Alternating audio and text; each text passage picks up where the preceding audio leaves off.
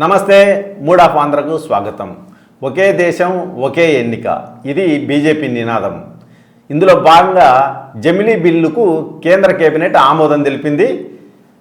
రేపు మన్నాడో ఆ బిల్లును పార్లమెంటులో ప్రవేశపెట్టనున్నారు. అయితే జమిలీ బిల్లు ఆమోదం పొందుతుందని కొందరు, పొందదని కొందరు, ఇట్లా రకరకాల చర్చలు జరుగుతున్నాయి. అసలు జమిలీ ఎలక్షన్లు జరిగే అవకాశం ఉందా?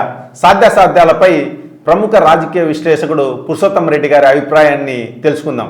పురుషోత్తం గారు, జమిలీ సాధ్యమా? అంటే జమిలీ ఎన్నికలు, జమిలీ చట్టం ముందు 3-4 అంశాలు ఉన్నాయి. ఒకటి, జమిలీ ఎన్నికలు జరుగుతాయా జరగవా, జరిగితే ఆంధ్రప్రదేశ్లో పరిస్థితులు ఎట్లుంటాయి అనేది ఒక అంశం. మూడోది అత్యంత కీలకమైంది, జమిలీ ఎన్నికలు జరగడానికి ఉన్న ఆటంకాలు.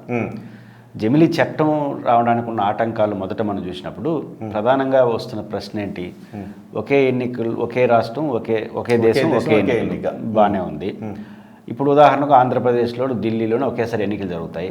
ఏ కారణం రీత్యాన ఆంధ్రప్రదేశ్ ప్రభుత్వం మధ్యలో రాజకీయ కారణాలు, మధ్యంతర ఎన్నికలు ఏదన్నా, అప్పుడు మధ్యంతర ఎన్నికలు ఏమైనా పెట్టాలి? 2 ఏళ్ళ అయిన తర్వాత జరిగితే 3 ఏళ్ళకి పెడతారా? మళ్ళీ జమిలీ ఎన్నికలతో సమానంగా జరగాలి. అసలు పెట్టకుండానే రాష్ట్రపతి పాలన కంటిన్యూ చేసేస్తారా? ఆ ప్రశ్నకు సమాధానం కావాలి.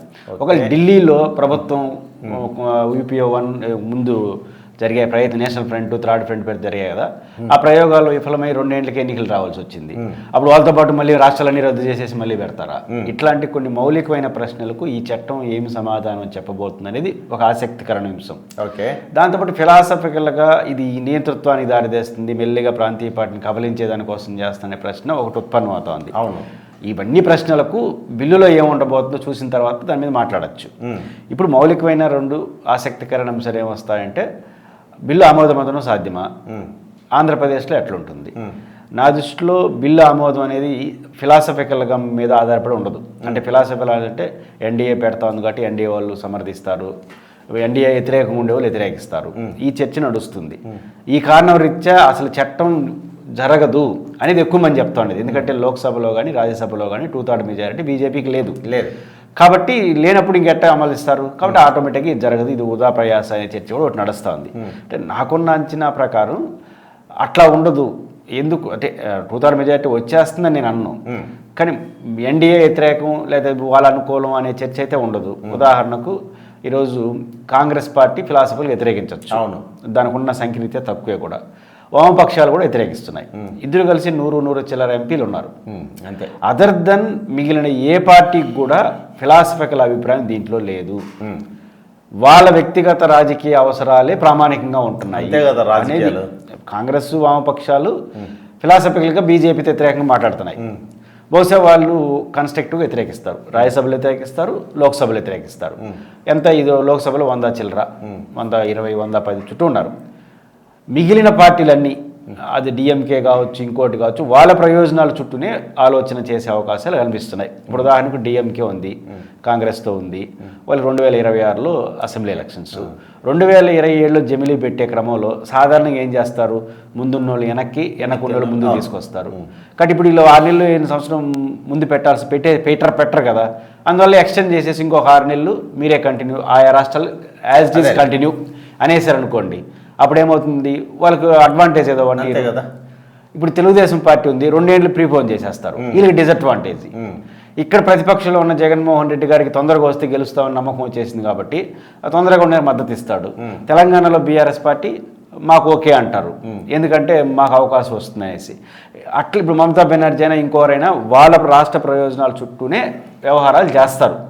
కాబట్టి నేను అనుకుంటుంది ఆ రీత్యా చూసినప్పుడు 2/3 మెజారిటీ ఎట్ట తెచ్చుకుంటారంటే, ఫస్ట్ బిల్లు పెడతారు, చర్చనీయాంశం చేస్తారు. ఎక్కడ కూడా బిల్లులో చట్టం అంటే ఎట్లా జరుగుతుంది, ఏ పద్ధతిలో జరగాలి, మధ్యలో ఎన్నికలు వస్తే ఏం చేయాలి, ఇట్లాంటివే ఉంటాయి తప్ప 27లో పెడతామా 28లో పెడతామా అనేది ఉండదు చట్టంలో. ప్రజెంట్ బిల్లు ఆమోదానికి ఎన్డీఏ చట్టం చేస్తారు. తర్వాత ఎప్పుడనేది ప్రభుత్వం చేతిలో ఉంటుంది, ఎప్పుడు ఇంట్రడ్యూస్ చేయాలనేది. దాన్ని పెట్టుకొని ఏం చేస్తారు? అందరితో ఒక ఆట ఆడుకుంటారు. కాబట్టి మాతో బాగుంటే 27 చివరిలో, అది బాగుంది 29 చివరి, ఇట్లాంటివి చేసుకొని వ్యూహాత్మకంగా అడుగులేసి అందరి యొక్క యాక్సెప్టెన్స్ తీసుకొని నేను బీజేపీ వాళ్ళు ముందుకెళ్తారు, మొత్తం మీద 1 yearలో ఇది ఒక చట్ట రూపం వచ్చే అవకాశాలు ఉంటాయి. కాబట్టి చట్టం వచ్చే అవకాశం ఉంది. ఆంధ్రప్రదేశ్లో ఆటోమేటిక్గా ఇంతకుముందు మాట్లాడినట్టుగా ఆంధ్రప్రదేశ్లో అధికారంలో ఉన్న తెలుగుదేశం పార్టీ కొద్దిగా డిసప్పాయింట్ అవుతుంది. 29లో జమిలీ పెడితే 29లో జమిలీ పెట్టే అవకాశం లేదు. ఎందుకు లేదంటే ముఖ్య చంద్రబాబు గారు 29లో జరుగుతాయి, జమిలీ జరుగుతాయి అంటున్నారు కదా. ఎందుకు రాదు అంటే రాజకీయ ప్రయోజనం చెప్పి ఉత్తరప్రదేశ్ ఎన్నికలు 28లో ఉన్నాయి, దాని చుట్టూ ఉంటాయి. రెండోది 29లో మీరు జమిలీ పెడితే ఆ ముందు జరిగిన కొన్ని రాష్ట్రాలు ఉంటాయి. అవును, ఎక్కువ మెజారిటీ ఇప్పుడు మన 24 సార్వత్రిక ఎన్నికల్లో ఎన్ని రాష్ట్రాలు జరిగినాయి? ఆంధ్రప్రదేశ్, ఒరిస్సా, ఇంక 2-3 చిన్న రాష్ట్రాలు. అంటే మిగతా రాష్ట్రాలన్నీ అయిపోయినాయి లేదా రాబోతున్నాయి. కానీ వాళ్ళందరికీ ఇబ్బందే కదా. మెజారిటీ రాష్ట్రాలు డిస్టర్బెన్స్ కానీ ఏనే ఎంచుకుంటారు. ఆ రెచ్చుకుని 29 సాధ్యం కాదు, 27, 28 మధ్య, లేదా పోతే ఇంక 29 తర్వాత ఇప్పుడు. ఓకే, కాబట్టి రాష్ట్రంలో 29 ముందు జరిగే అవకాశాలు ఉన్నాయి, లేకపోతే 29 తర్వాతే తప్ప మామూలు సందర్భం 29 అయితే రాదు.